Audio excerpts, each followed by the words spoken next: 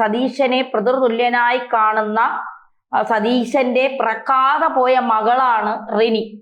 സതീശൻ അറിയാതെ റിനി ഒരു മാധ്യമത്തിന് ഇന്റർവ്യൂ കൊടുക്കുന്നു. ആ മാധ്യമത്തിൽ കോൺഗ്രസിലെ വീരശൂര പരാക്രമിയായ ഒരു യുവ നേതാവ് എനിക്ക് മെസ്സേജുകൾ അയച്ചു.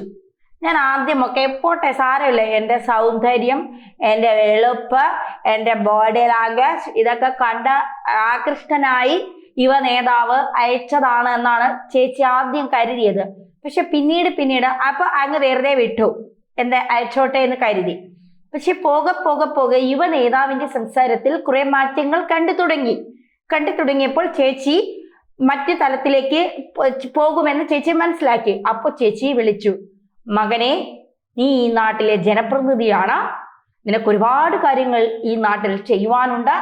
എൻ്റെ പുറകെ നടന്ന് സമയം കളയുന്ന നേരം നീ പാലക്കാട് പോയി എന്തെങ്കിലുമൊക്കെ ചെയ്ത് നീ അവിടെ നന്നാക്കൂ. ആ സമയത്ത് പാലക്കാട് MLA ആയിട്ടില്ല. യൂത്ത് കോൺഗ്രസിനെ കുറച്ചുകൂടി വളർത്താനുള്ള ശ്രമങ്ങൾ നടത്തൂ. എന്തെല്ലാം പദ്ധതികൾ നമുക്കിവിടെ മെനയാം, എന്തെല്ലാം കാര്യങ്ങൾ നമുക്കിവിടെ ചെയ്യാം. അതുകൊണ്ട് എൻ്റെ ഉപദേശം സ്വീകരിച്ച് നീ ഇമ്മാതിരിയുള്ള കോഴിത്തരങ്ങളൊക്കെ നിർത്തണം.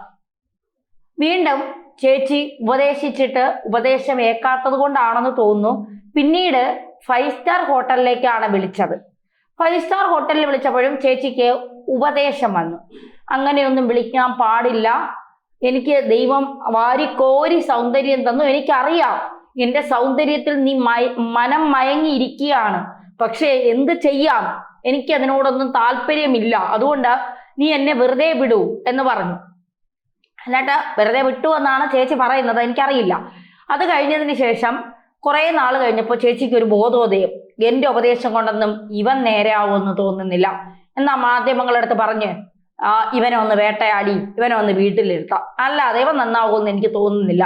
അങ്ങനെ ചേച്ചി വന്നിരുന്ന് ഏതോ സിനിമയിൽ അഭിനയിച്ചെന്ന്, ഏത് സിനിമയാണെന്ന് ഞാൻ കണ്ടിട്ടില്ല, കണ്ടവര് കമന്റ് ചെയ്യാൻ പറ്റുമെങ്കിൽ ചെയ്യും.